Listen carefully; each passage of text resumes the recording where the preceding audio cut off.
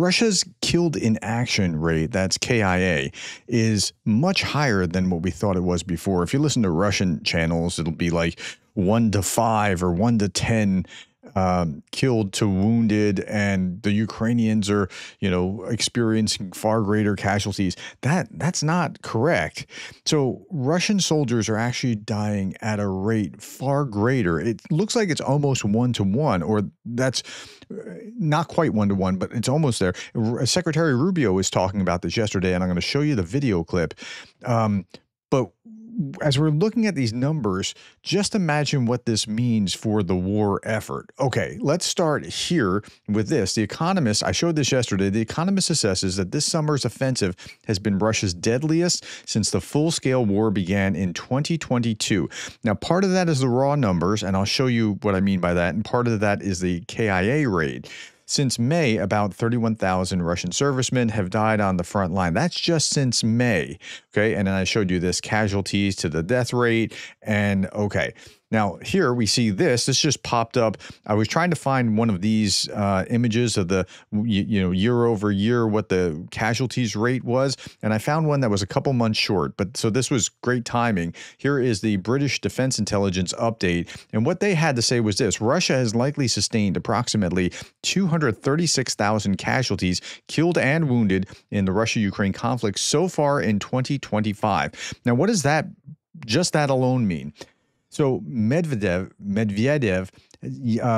3 days ago or so said something about how, well, we've added 210,000 soldiers to the Russian army since the beginning of 2025. Okay, so you're down by 35,000 or so. And I said 40,000 last time, but nonetheless, you get the same idea. You're down about 30,000, 36,000 compared to 25,000, whatever it is, like that, compared to where you were this time in the beginning of 2025, you're down soldiers. But he was bragging about it as if it was, you're only looking at one side of the coin. Okay. The average daily Russian casualties during 2025 was approximately 1,080 and totaled 32,000 over the course of the month, according to Ukrainian General Staff reporting. Russian casualty rates have moderately decreased month on month since March of 2025, with June's average rate being the lowest reported. But it's not just the casualty rate, it's the kill ratio. This is what's really important here.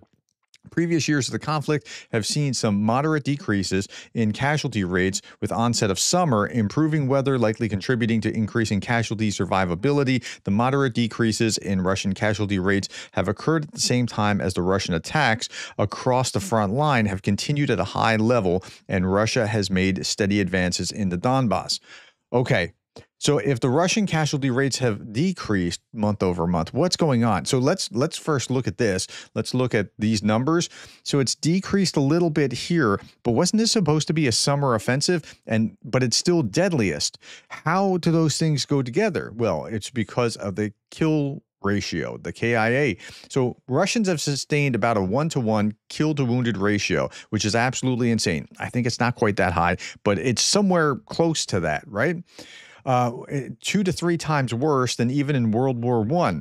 Ukrainian armed forces reported that 460 Russian casualties for the first 6 months of 2025. United States reports 100,000 of those Russians were killed. Wait, hold on. So 100,000 out of 230, that's not 1-to-1, but that's getting pretty close, right? I mean, you're supposed to see like 1 for 3 or something, 1 for 2, 1 for 3. Okay, listen to Rubio. Since January of this year, as an example, just to give you on the Russian side, they've lost 100,000 soldiers, dead. Not injured, I'm talking about dead. And on the Ukrainian side, the numbers are less, but still very significant. 100,000 soldiers dead. If that is true, then this is a significant wow. I mean, that's wow. Okay.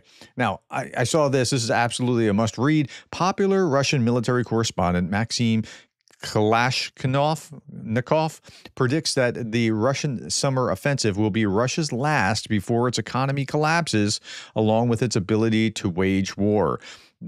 I'm seeing terrible signs for the Russian economy, and I'm going to do a video about that.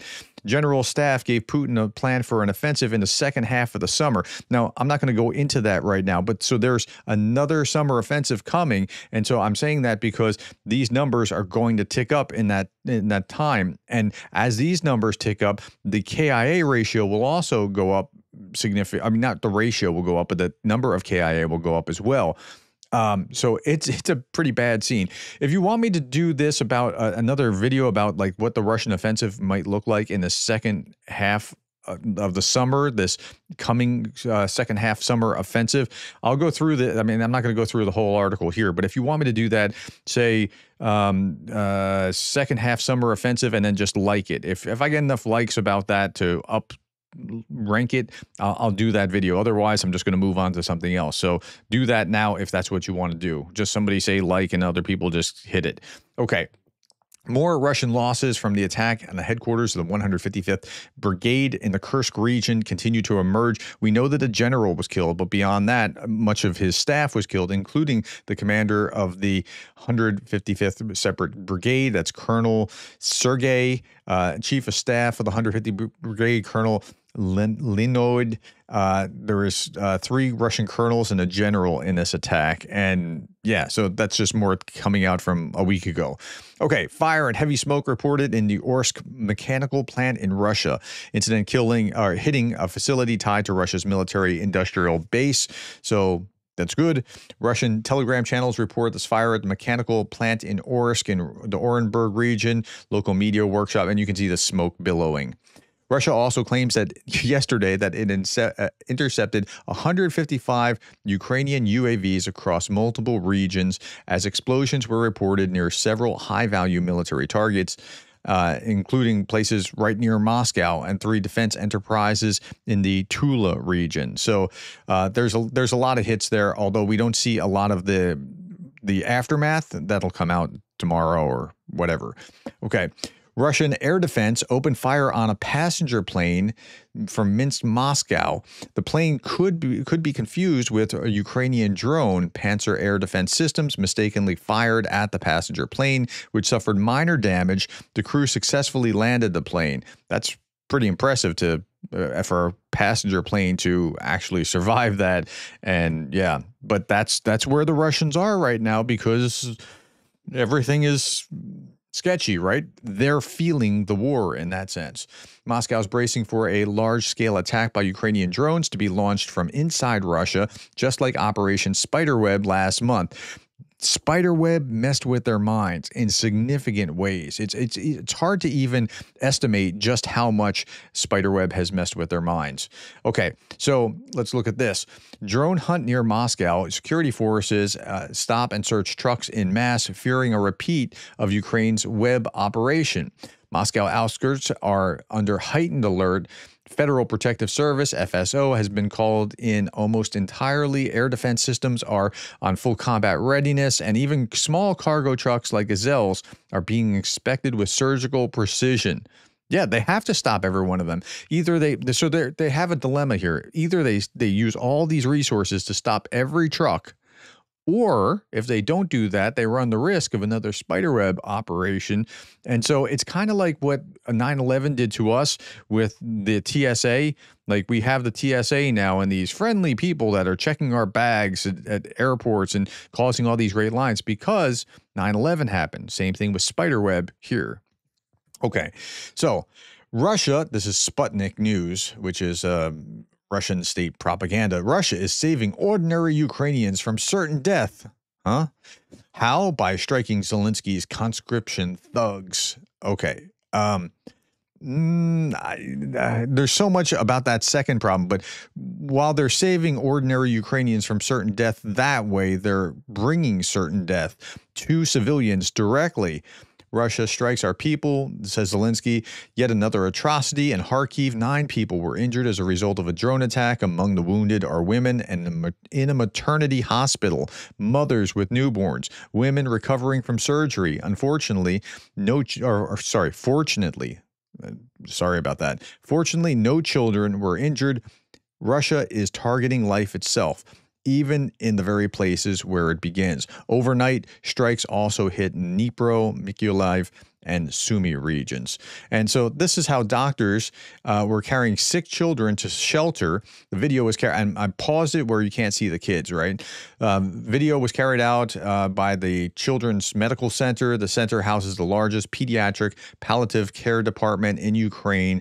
Every such descent into the shelter is difficult for these critical ill children who, like, this could be taking them away from what they actually need, and it could be life-threatening. And so they're running down the stairs trying to get these kids into a shelter because of Russian drone strikes. But if you believe Sputnik, Russia is saving ordinary Ukrainians from certain death while they're doing that. Sure. Okay, Putin's forces attacked a maternity hospital in Kharkiv, leaving more than a dozen casualties early Friday morning. I don't know if this is unrelated. It sounds like it is. Here, the New York Post. Good on them.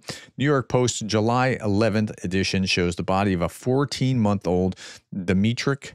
On his cover, he was killed by a drone manually operated by a Russian operator. The Russian operator targeted a 14-month-old.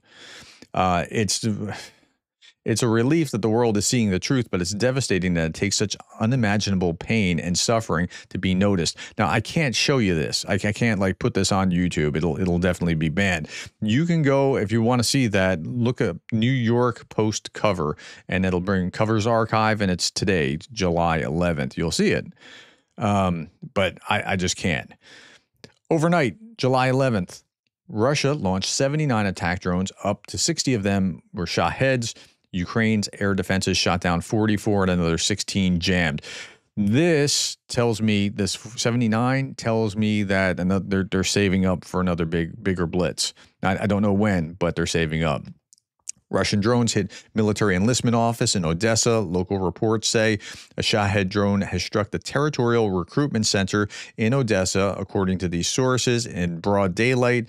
Now, these strikes, there's been like at least 5 or 6 of these. I've seen a half dozen or so in the last few days or even weeks. TRCs have increasingly become targets of Russia's drone strikes in recent weeks, indicating a deliberate effort to disrupt Ukraine's mobilization system. So I guess that's why. Now, this was interesting. A Russian Shahed drone was shot down over Odessa by mobile fire groups. This is the moment of interception. It's caught on video. This is just a drone. There's no humans involved in being hurt in any way. I'm just saying that for YouTube, that this is just a mechanical drone being knocked down. You can hear the fire in the background, and there it goes. Yeah. Okay, so that's what they're living with every day. These mobile fire interception groups are in all the major locations trying to stop these guys from injuring civilians. Tarigami UA, this is a former intelligence officer from Ukraine, saying, I'm hearing positive reports on the ground regarding Ukraine's use of loitering munitions to counter Shahed drones. That's interesting. Loitering munitions just kind of stay up there and they wait for a while until they can select the target, and right?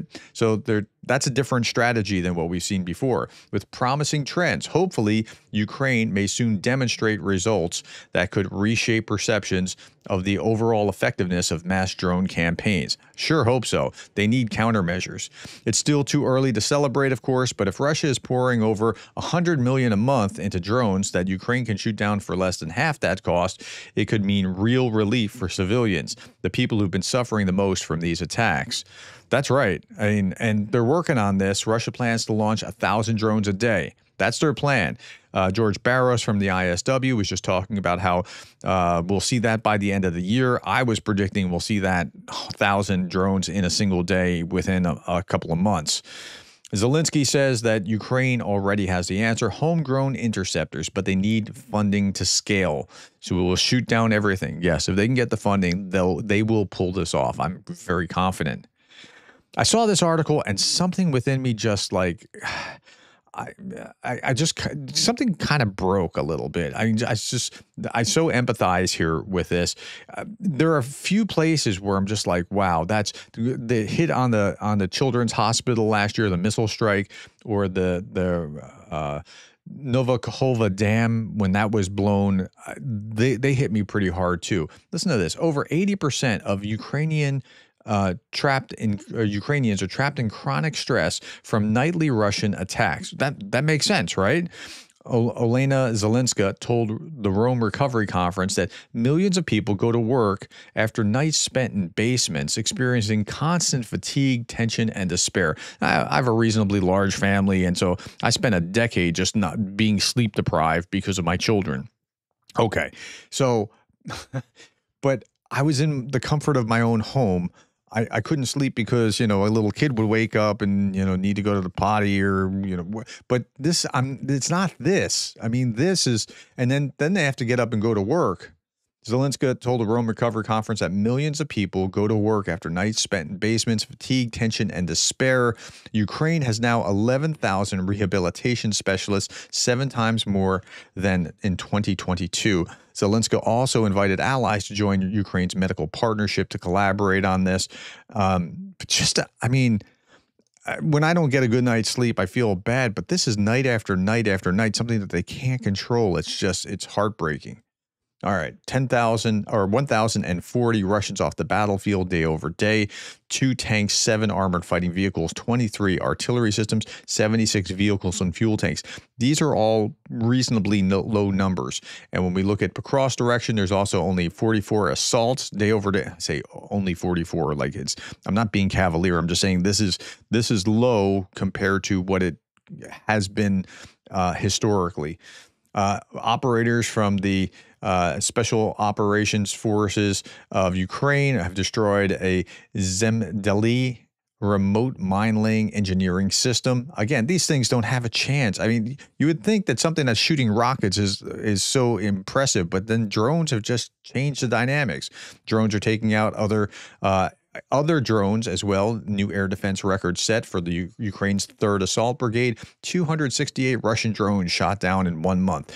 And it's hard to shoot them down, like Andrew Perpetua was talking about. As you can see, shooting down drones with a rifle is a very good method of air defense. Please ignore the piles of destroyed vehicles where this method did not work. And there's a person in this video just trying to shoot with a rifle. It just doesn't work very well. Drones are dominant. If I had a choice between if you could give me a drone or a tank, I'd take the drone in a heartbeat that can disable the tank. Here's some more drones being knocked down, but I want to show you this one little line here. 24 Melina UAVs were shot down by FPV interceptor drones.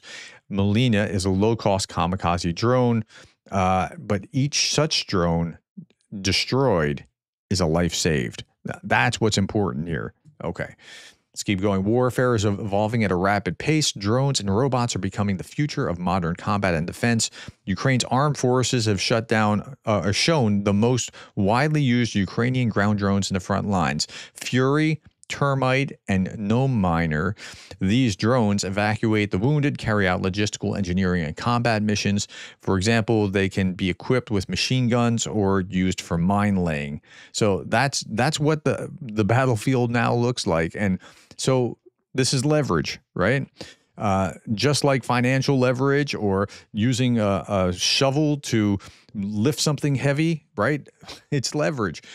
Ukraine is leveraging technology to preserve its humans on the battlefield, where Russia's not really nearly as interested in that. Ukrainian drones versus the Strela 10 SAM system, no contest. Now, because you see something like this, I feel a lot better than I would have 5 years ago when I see this. This is an RT. Chinese PLA, People's Liberation Army tanks are staging amphibious landing drills off the coast. Across the strait from Taiwan, the armored units are seen practicing naval formation training at sea. So these are like tanks going over the water. And I would have thought, 5 years ago, I would have thought, wow, Taiwan is screwed. With drones, I see these tanks being in the ones getting the short end of the stick, not even making it to Taiwan. So yeah, that's where we are in drone warfare. All right, I'm gonna leave you with this last thought. I saw this video for the first time in a long while. An AN-124 Russian cargo aircraft was spotted flying over Kyiv. a Ruslan, not Russian, Ruslan. This is just a civilian cargo aircraft, rare sight in wartime skies, possibly en route to Poland. I mean, when I say civilian, I mean it's not necessarily like a fighter jet going over. It's just cargo going from one place to another. Next time you look up in the sky and you see a plane, remember how unique that experience is in Ukraine these days. All right, my friends, that's all that I have. Thank you for the time, the likes, the shares, and the subscribes, and thank you for being the kind of person that cares about Ukraine.